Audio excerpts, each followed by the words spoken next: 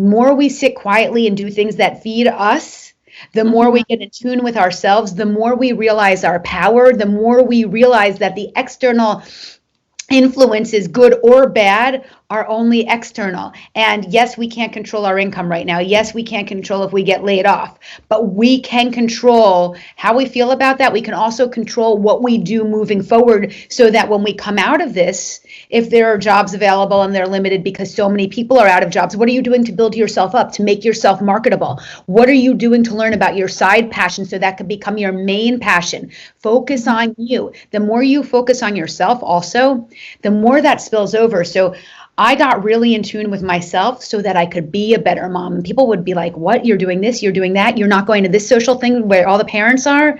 And no, because I would be a shell of myself and I'd be living for everyone else. When I started living for who I was, which is different, I'm different. I march to the beat of my own drum for sure. But when I started doing that, I showed up as the best mom and the best person for myself.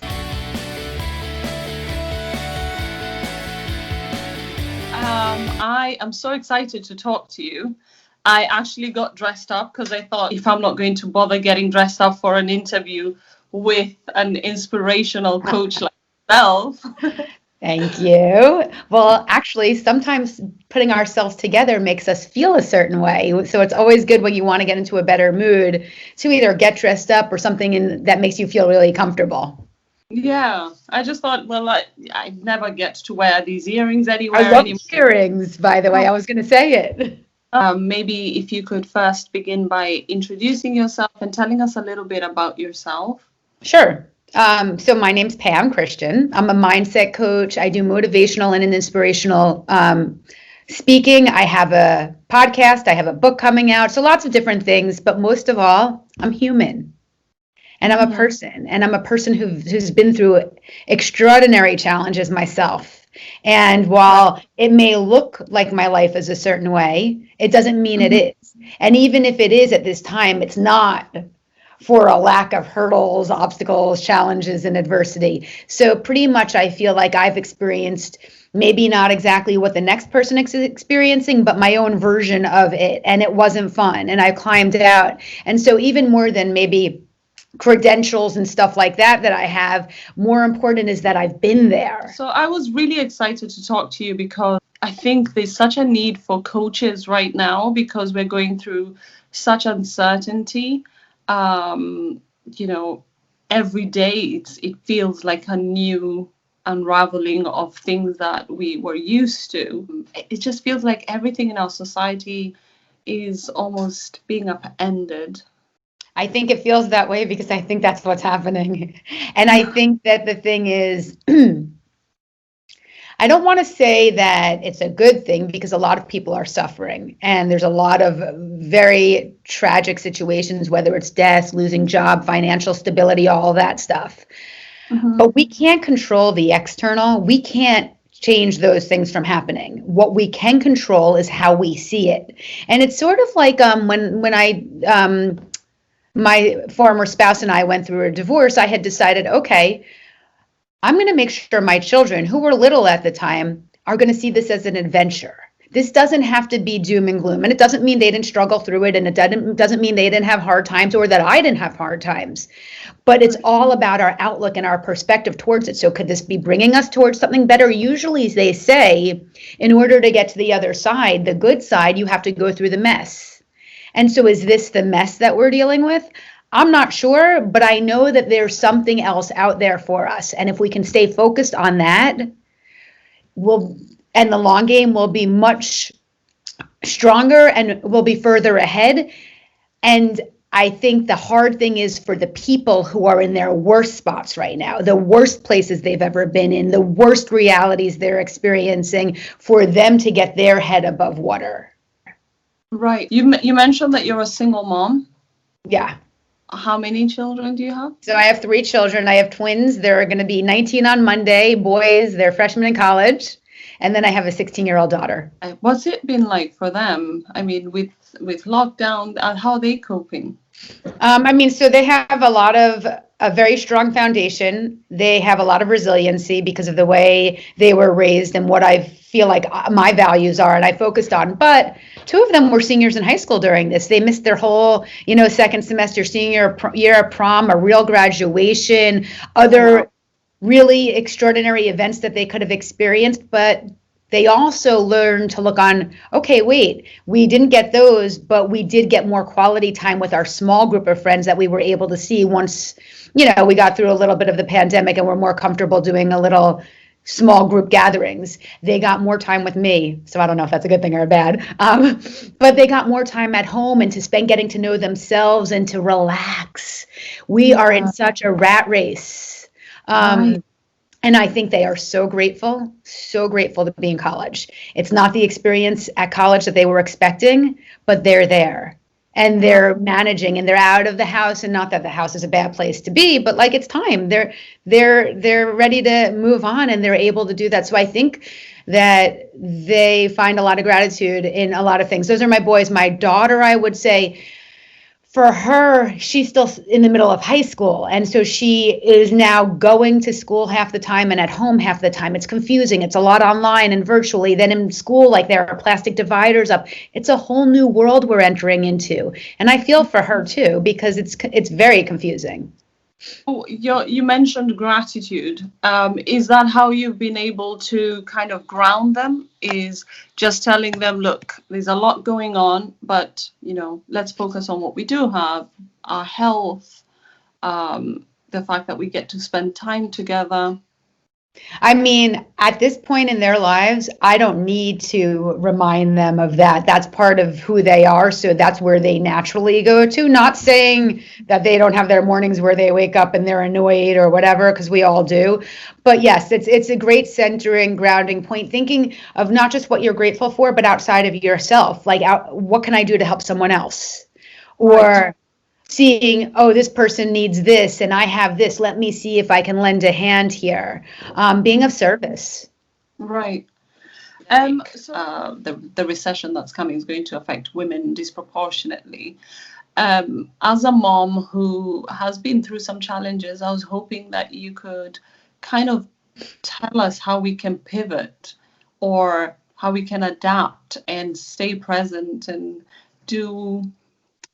how we can ensure that at least we have developed some resiliency in the coming months. So I think that this is very important, pandemic or no pandemic, and I think women and men lack this in general. So the first thing I would say is focus on yourself. We are not taught to focus on ourselves. We're taught that that's very selfish. If you're losing your job right now, what an amazing time to go inwards and work on who you are. What a gift. I'm not saying it's ideal. It's not what you would want, but it is your situation right now. And if it's your situation and you can't change that, you can cry for a day, have your pity party, watch Netflix, eat ice cream, do your thing, but do it for a day and then get up and focus on you. So what do you like to do? I'm just using myself as my example, but we're all unique. But for me, I'm a loner. I like to be alone. I like to go for walks. I like to listen to music. I could sit outside in my backyard for hours and have my AirPods in, and just listen to music, all different types of music. I like to journal. I like to read. I like to read from people who are inspirational. The more we sit quietly and do things that feed us, the more we get in tune with ourselves, the more we realize our power, the more we realize that the external influences, good or bad, are only external. And yes, we can't control our income right now. Yes, we can't control if we get laid off, but we can control how we feel about that. We can also control what we do moving forward so that when we come out of this, if there are jobs available and they're limited because so many people are out of jobs, what are you doing to build yourself up, to make yourself marketable? What are you doing to learn about your side passion so that could become your main passion? Focus on you. The more you focus on yourself also, the more that spills over. So I got really in tune with myself so that I could be a better mom. And people would be like, what? You're doing this, you're doing that, you're not going to this social thing where all the parents are? And no, because I would be a shell of myself and I'd be living for everyone else. When I started living for who I was, which is different, I'm different. I march to the beat of my own drum for sure. But when I started doing that, I showed up as the best mom and the best person for myself. Mm-hmm. And how did that change your social relationships? How did it change? I mean, it enriched the ones that I wanted and it let go of the ones that I didn't, which can be scary. You're alone. You know, at some point I shed a lot of people and I was really alone. I wasn't just alone like going inwards, but I was alone. It would be hard for me to find someone to do something with because the people I let go of no longer fit me, but I hadn't found the new people. I hadn't found my new group. And my new group is so small, so small. I mean, you'll rarely find me out. And that's okay. That's my choice. I know. I put up a quote that I think I loved. It was like, I'm a popular loner. I know a lot of people and a lot of people know me, but my circle is super small. And that's what it is. I can say hi to a million people. They'll know exactly who I am. But I don't get fed by that. But that doesn't mean someone else doesn't. And if someone else does, then if you can't go out during the pandemic, you know, you can do like a Zoom call where you guys all do facials and drink wine or coffee or water on Friday nights or whatever it is that you want to do. Or a book club on Zoom. Find a community. You are the creator of your reality. You are the creator of your destiny. You are the creator of your future. You have to step into it now to create it. Whatever you want it to be. Maybe it doesn't look like, oh, we're all going out to a bar or we're all going out to Starbucks. But it doesn't matter. That's just the venue. It's the vehicle. Find a different vehicle to create what you need for yourself. What led to that for you? How did you come to change your life? It's the process. So it's not like this one thing or this other thing. There were so many things. I just wasn't happy. And I was sick of not being happy. And I would try different things on. So I'd go out with a lot of people. Or when I was married, my former spouse was, and I say former spouse because I just think ex is so negative and nasty. So that's just not the words I like to use. I don't have anything negative to say to him. So, but anyway, we would socialize. He was super social. That just I came home and I would always feel like it wasn't enough and I was empty. And I almost felt like, you know, when you're in a conversation with someone and you're talking, but they're not listening. They're not there. They don't care. And that's how I always felt. So I started doing different things to see what did feel good. And sometimes I would try things and it would feel horrible. And you kind of have to go through that to get to the things that do feel right and do feel good. And you just can't give up. You got to keep going. So I started meditating about 20 years ago, 22 years ago, something like that. And in the beginning, it was brutal. I didn't like it, but I kept understanding what the benefits were and I believed in them. I believed that they were there. So I just kept going. So that was something that I didn't like at the beginning, but I decided to stay with. There were other things that I didn't like that I decided to give up. There were other things that I always knew I loved. I loved going for walks.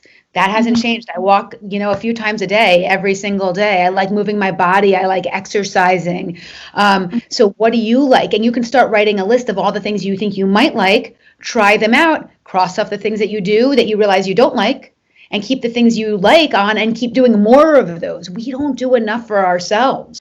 So you think maybe that's one of the things is that will come out of this is a lot of people who might be losing, whether it's a job that they hated or, I don't know, friendships that weren't serving them, that this is then the opportunity for them to go inward, spend some time and actually figure out if they can create a life that is more fulfilling for them. Yes, and it's an opportunity and a gift. And if it doesn't pan out that way, nothing lost. You tried. And then you go back to the way you were when this ends, if that's what you want. The other thing I would think is very important is we are very fearful people. We don't have faith. We don't have belief. We don't trust. And if we do, we give it a day. And if it doesn't show up the way we want it to, in exactly the manner that we expect it to, we write it off. And the thing is, the universe doesn't work that way. And what it is we have to believe and have faith and keep going and let it unfold the way it's supposed to unfold. And actually, it might even be better than what you thought you wanted. And that doesn't mean there won't be hiccups and bumps along the way, but there would be on your path that you created in your mind also. But we have to believe there's something out there that is bigger than us and allows us to kind of lean into it. But again, we are conditioned to be fearful human beings. I just did a video on fear, and it was like, what is the fear? Question it. So let's say this is what you're worried about. What is the worst thing that will happen if that happens? And usually when you figure out what the worst thing is, you realize, if that's the worst thing, maybe I should give it a try. That's not even that bad. So why not try it anyway? Go ahead. I think for us here right now, the fear for most people is it's being driven by the news and news of, economic catastrophe, hardship. People are scared of losing their mortgages, their homes. That's the kind of fear I see from a lot of people. And just people not knowing anymore what jobs to go for, because not most people have not developed this mindset of, finding something that you love on the side and working on that. Most people don't even know what their hobbies are, what they enjoy. Well, so a few things to that. First of all, if you're going to watch the news, do yourself a favor and choose 15 minutes a day. You can get everything you need in 15 minutes. I don't watch the news. The news doesn't go on in my house. My kids might watch it on their phone sometimes, not like your basic stations, but they want to know what's going on, talk to their friends and stuff. It does not go on in my house. It's so negative. You can choose a certain amount of time to listen if you feel like you need that, but don't have it playing. People have it playing in the background of their house all day long. I know. It's horrifying. Of course you're not going to feel good. Second of all, fear. Let's say you are afraid of mortgage, house. Is the fear going to change it? Is it going to make it better? Is it going to bring you a new job? Is it going to pay for your mortgage? Probably not. Is it going to get in your way of moving forward and creating something else? 100%. Third, you don't know what your passion is. That's fine. Even if you are working and you have a job through the pandemic, I suggest we all have more time right now. Take an hour each day, kind of start writing, learning what it is that you're interested in. That does not have to become your full-time career, but when you start to explore what you're interested in and research it and Google it and stuff like that, that will fill you up. Just learning about something you're interested in. Like I am interested in everything health, wellness, longevity, anti-aging, not from a visual perspective, but from a cellular perspective. So when I'm done working and I'm lying in bed or hanging out on my couch, even if TV is on, which it rarely is, but even if it is, I'm looking that stuff up because that's my thing. I like that. I really enjoy that. So what's your thing? What do you like? Do you like eating healthy foods? Do you like race car driving? That's so random, I know. Whatever your thing is, go spend time learning about it. The more you learn about the thing that you like, the more excited you're going to be, the more passionate you're going to be, the more, on the weekend, maybe I'll go check this out and things like that. And then you're going to start to feel like your chi, which is your energy moving around your body because you've created something inside of yourself that's waking your soul up. Right now, we're living as we're not living as multidimensional human beings. We're living as one-dimensional human beings, but we are multidimensional people with so many layers. I am so deep. People always say, I got to this layer. I didn't think there'd be anything more. So are you. And so is everyone else. They just don't know it. Talk to me about energy, because I think that's something I kind of hear when I listen to American speakers, but I don't see anyone really talk about energy. Oh, energy is everything. That's all there is to it. Albert Einstein said that, and he was right. It is everything. It's how I determine every decision I make. Energy is almost an intuitiveness. We see with our eyes, but there's something so much more that if we tune in at a deeper level, not in your one-dimensional listening skills, but at a reading between the lines, feeling the vibe, feeling the energy, reading the room can tell you so much. So someone tells you, oh, they're mad about something? Do you just take, oh, they're mad about something at face value and believe that's what it is? Or do you say, I wonder why this is triggering them, and start to think, oh, they, feel, not think. It's not think, it's feel. Oh, they must have been through this or that, not coming up with what they've been through, but there must be something else there. Or Right. instead of listening to people's words, watching their actions, their body movements. Like without me even speaking, you can see what kind of a mood I'm in. And some people are better at disguising it, so you have to really tune in. Also, we have this thing called the pineal gland. Are you familiar with that? Okay. I hear about it. You hear about it. Okay. So it's like our third eye. And we see with these eyes, but really we look with this eye. And what it is we've calcified it. So the pineal gland, it's in the brain. It's not a questionable thing. It's not something that you can argue with me. It exists. And but it's coated over with like fluoride and chemicals. And when you decalcify it, you can see more clearly. And there are lots of ways to decalcify it.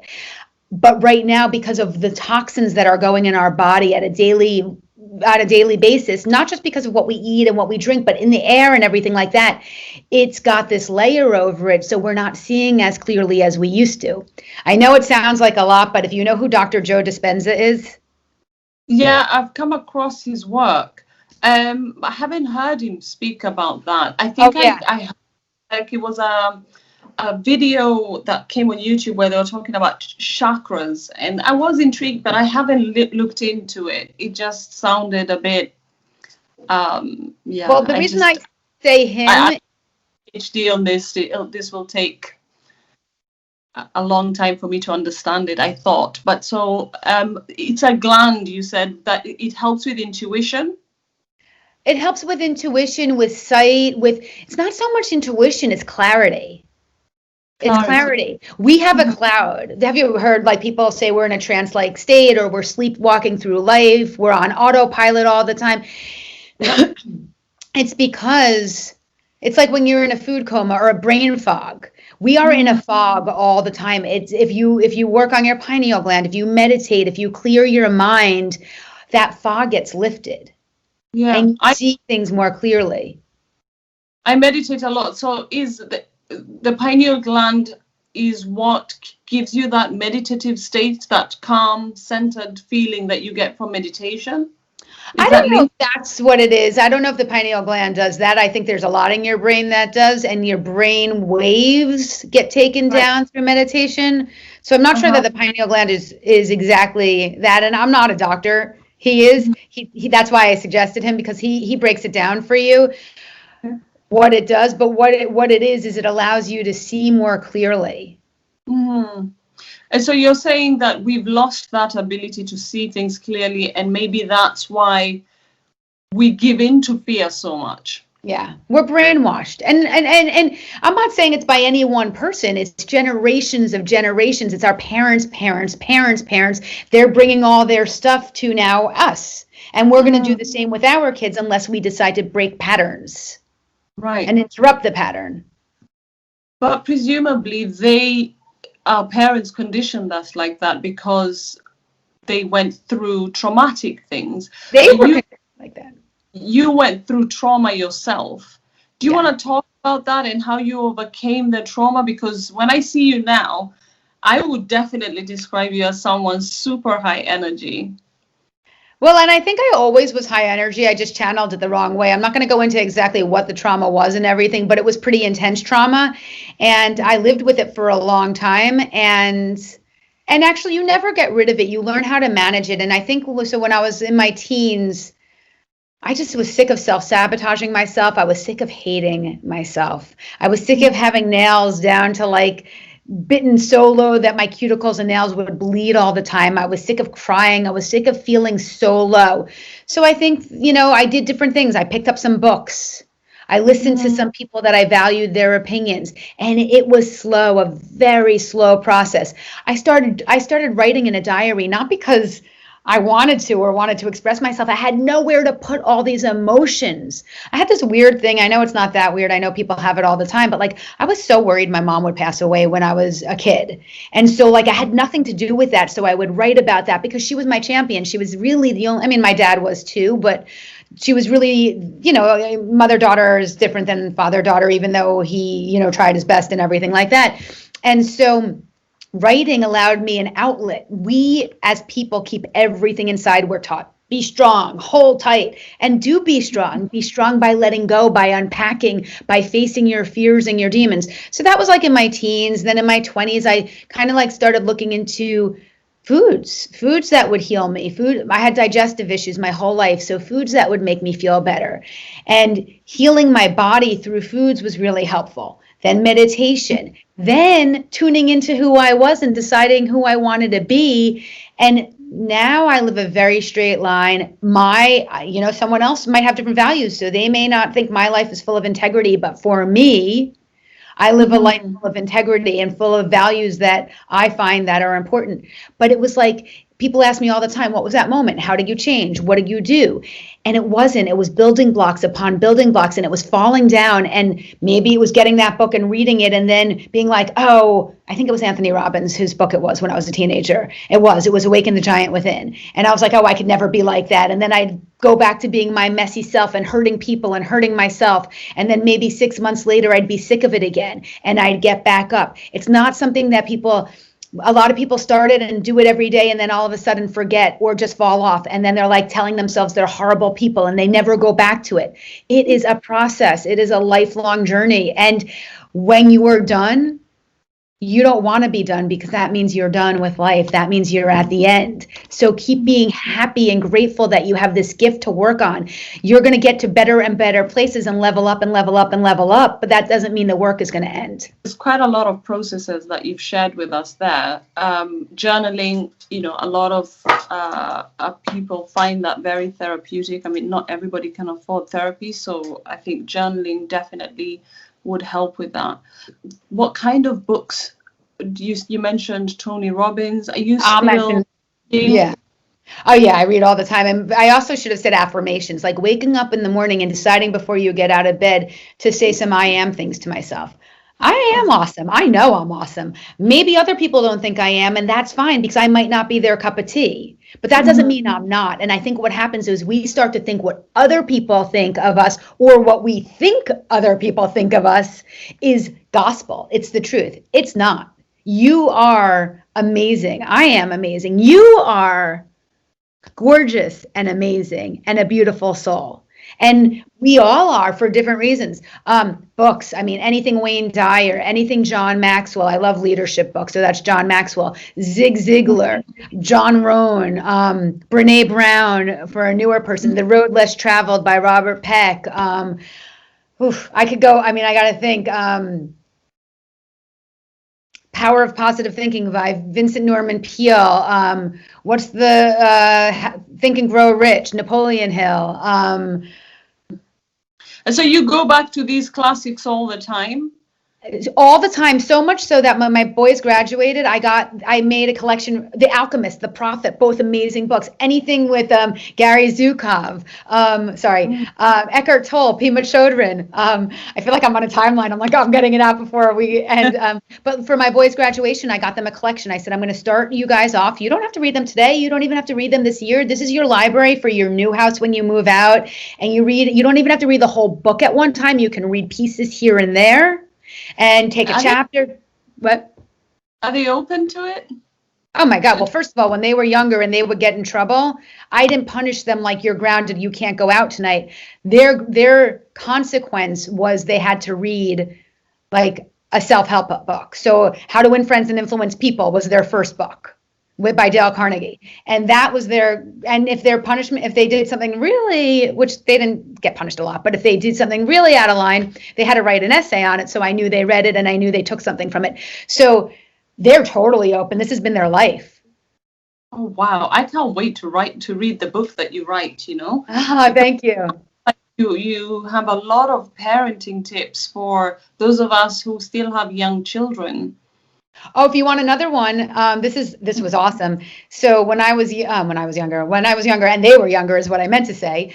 Mm. Before bed, well, they'd go to bed, and I'd go into their bathrooms and take a dry erase marker, and I would write on the mirror all the I am affirmations. So when they woke up and brushed their teeth, they'd look up and they'd see, I am beautiful, I am smart, I am going to do well in school today, I have friends, I this, I that. And they didn't see you, Y-O-U, it was all I. So they internalized it. So just as much as we say, I am ugly, I'm worthless, I want them to be hearing other things. And don't get me wrong, my kids are your typical, well, they're not typical to me, but teenagers, they have insecurities. It doesn't take erase everything, but they have a foundation that they can fall back on no matter what. Yeah. Oh, wow. No, I've never heard anybody say that. That's so important because you're kind of programming them to start with something that, that goes into their subconscious to deal with the day. Exactly, exactly. And there are times during their lives, their childhood or their teenager even year, they're like, "Ugh, Mom, I'm not spiritual, sorry," or I don't like this, or I'm not having a green juice. You could have done that to me when I was younger, but not anymore. But I know that when they're in their 20s and 30s, they're going to come back to it. So they don't have to be into it all the time. They want to fit in with their friends and all that. I get it. But I wanted to give them the toolbox, the tools, the skill set. Yeah. No, I get that with my daughter where, it's just she learns about all different types of religions at school, and she just, she really just doesn't know what to make of all of the religions and stuff. And I tell her, you know what, it's kind of to make you understand how people practice spirituality in every culture. Exactly. And they're all great. Nothing wrong or right. They're what works for a specific person. Yeah. And I think actually another thing is like that you're just making me think of, not just for our kids, but for us too. The more we practice non-judgment towards ourselves, the more we can practice it towards others. So we are so, I just interviewed someone or did an interview with someone, and he was saying, my brain isn't wired right. My brain is wired wrong. And I'm like, no, it may be wired differently than other people's, but there's no right or wrong about how the way your brain is wired. And I'm like, he's sitting there just judging himself over and over again. And then that spills out to other people. But if you start to have compassion and love for yourself, every single one of us has traveled a long road. Yeah. I don't care if you, yeah, what? And we will be traveling a long road. Just feels like, this is almost the beginning of a new chapter in everybody's lives.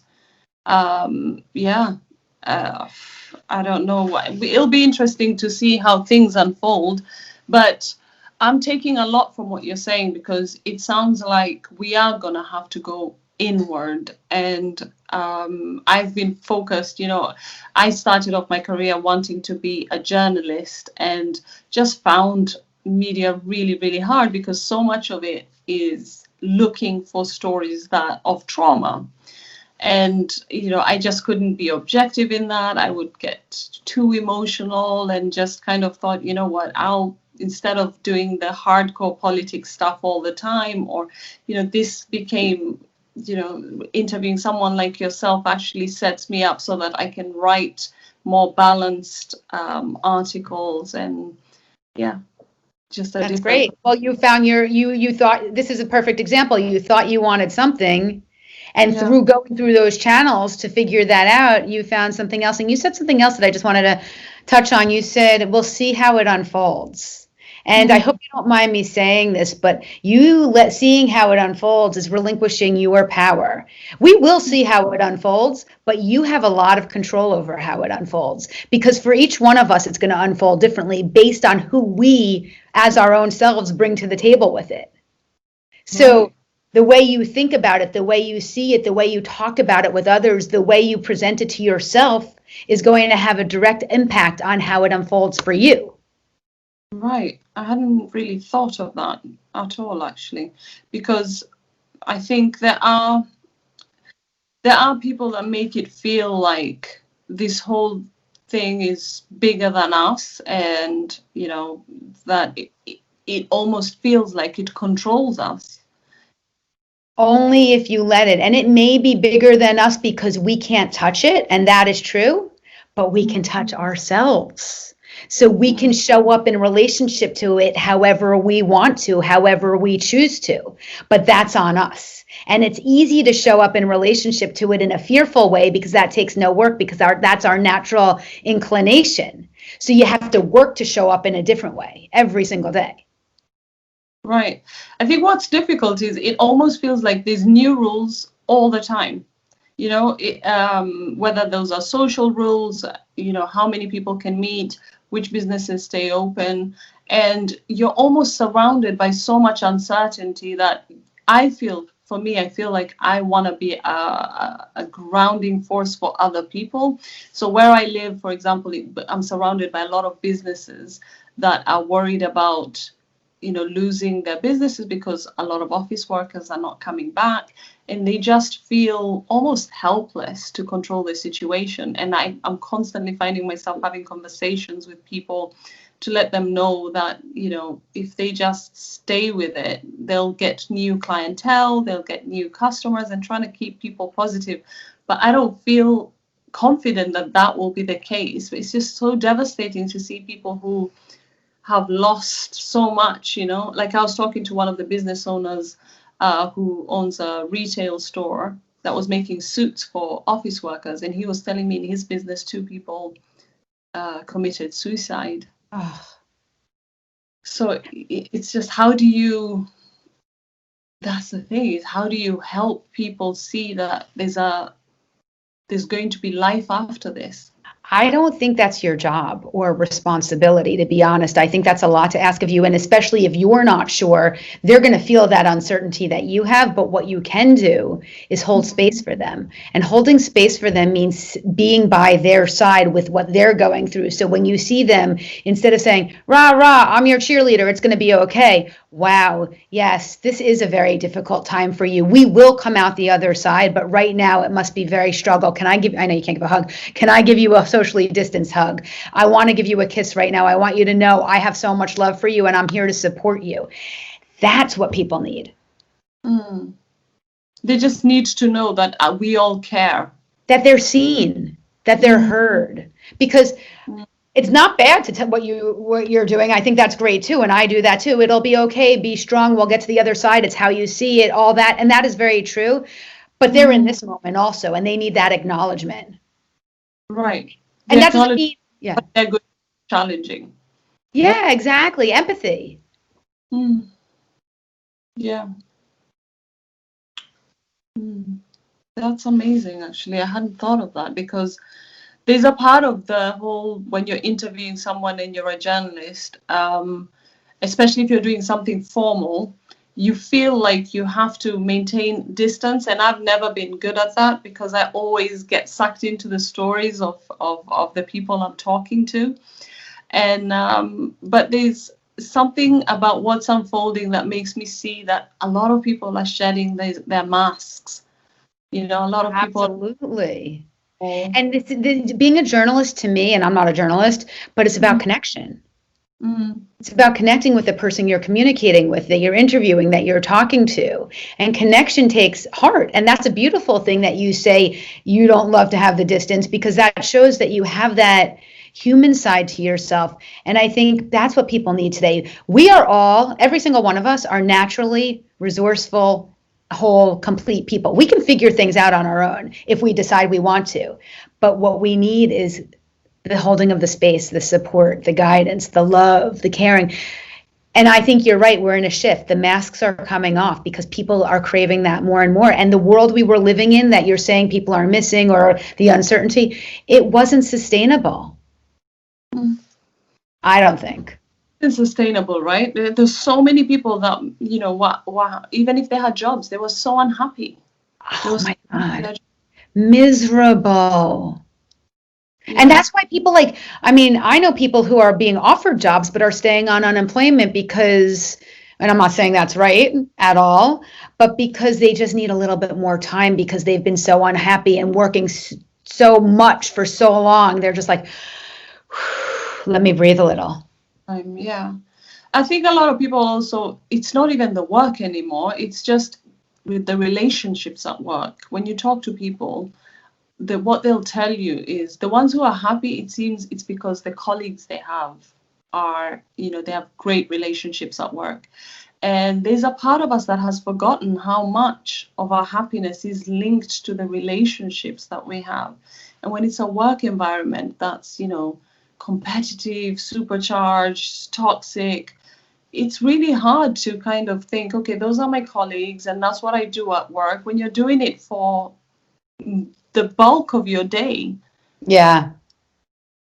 So that's yeah. It's a loss. It's a big loss. It's an emptiness. Mm. But there are ways to fill it. But the other thing is, you don't always need to fill that. Loss is okay. I mean, I just lost both of my parents within 12 months. Trust me, it was not fun, and it was totally sudden and unexpected. And I'm not saying that I would want it, but you also have to, if you want to live life, we're not here for a long time. You have to embrace it too. The losses that happen, because you don't get the highs without the lows. You have to have the lows to get the highs. Mm. I think we're a culture, I can definitely speak for myself, where we look for the highs and try and avoid the lows. But you're right, there's no way to avoid the lows. You're just going to be on the hamster wheel, and then they're always going to leak out. It's just, when are they going to come? So if you're avoiding the lows, you might get by for a month, 6 months, a year, 2 years, but they'll come back to haunt you. That's why you need to do it. You need to do the work. You need to go through it. You can't get to the other side without going through it, as painful as it is.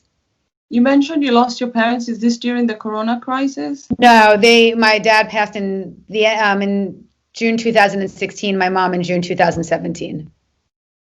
Yeah. Yeah. It is really so with bereavement and, with your children, and it is one of those things. So do you feel like, because that's something that a lot of people are going through now, and they haven't managed to say goodbye.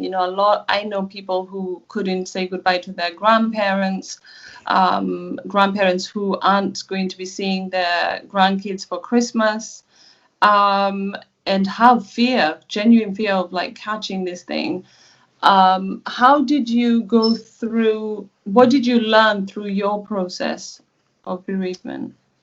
So I think I learned a lot about life, a lot about people. I think there are a few things with my dad. After my dad passed, I didn't really have time to mourn because I had to take care of my mom. She wasn't sick or anything, but she just lost her husband of 46 years. She spent more of her life with this man than without him. So we needed to take care of her, meaning me and my sister. And that was my focus. So my mourning really started when my mom passed away, who was my best friend also. So it was losing my mom, my best friend, being a single parent. My parents were very close with my kids. They, helped me out a lot. There was a lot of loss there. And I think there are a few things. My parents are with me, and I'm open to that. And even if I didn't get it before I lost them and I didn't understand the concept, I do now. And so I feel them with me. I know they're with me. And if I'm wrong, I don't care because I feel it. It's the same thing. I have crystals all over my house and people are like, oh, you believe in crystals? Even if there's no truth to crystals, what does it matter if it works for me? It's like the placebo effect, right? And they're not hurting me. So it's the same thing. I believe they're with me. I took a good year off after my mom passed away. I went inward again, and that's what I do. That's, some people go out and drink, some people watch porn, some people gamble. I go inward, and you have to give yourself the time and space. I still cry. I still cry for them. I miss them. I miss them all the time. I miss them during holidays. I'm an orphan. I mean, an adult orphan, but an orphan, and being okay with that, being okay with this was the plan. This was how it was supposed to go, and trusting that this happened for a reason. Also, I had a really cool thing happen like maybe 5 years or maybe 3 years before my dad passed. I was in this self-development thing that I always do. And they said, pick up the phone and call someone and tell them what they mean to you. And I picked up the phone and I called my dad, and I cried and I told him, and he's like, I'm glad you're doing this, but I'm not going anywhere. You don't have anything to worry about or anything.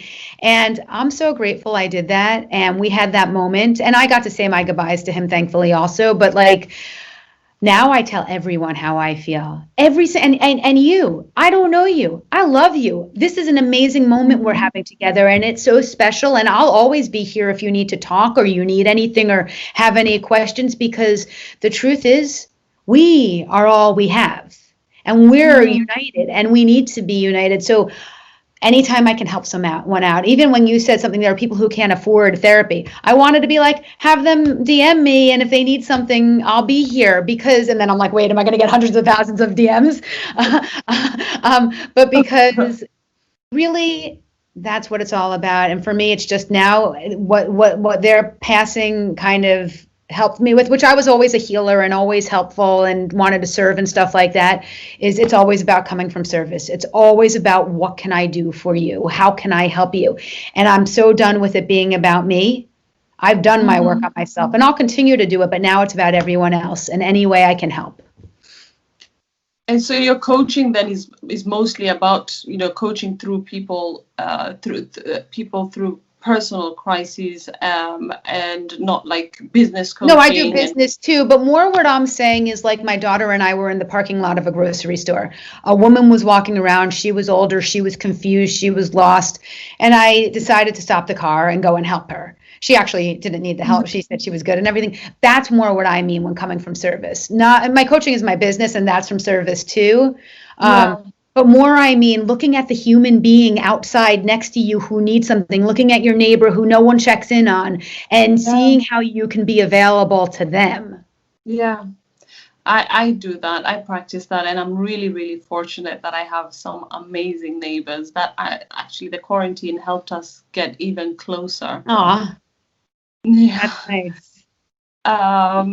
Yeah, I think that's one of the things that, like, for example, this podcast helps us do, is to kind of connect across continents like we have, and share each other's stories, and have a moment. It's so beautiful. Whereas, yeah, everything it felt before, it was, you always had to have a professional mask on, and you always had to have a reason and a goal, and but with podcasting, it almost just feels like two girlfriends having a chat, and it's so nice. Just exchange life stories. Yeah. Exactly, and that's what it's all about. Yeah, the human heart. What part of the States do you live in? I live in the New York area. Oh, right. So I grew up in Manhattan. Oh, wow. We're very similar then. New York and London are going through similar things, just in terms of changes. And definitely. Yeah, it was really, really nice talking to you. I will definitely stay in touch. If there's any way, I can be of service, or if you're ever coming to London, we would love to have you here. Thank you so much. And same to you. Anything I can do. I took my first trip to London with my dad alone. I was in 5th grade, so I have such fond memories of it. It was so fun. But yeah, same here. If you're in the area, you need anything, or your business and you're looking for guests or anything like that, you just reach out. Oh, I definitely will. Thank you so much. Thank you, and have a great day.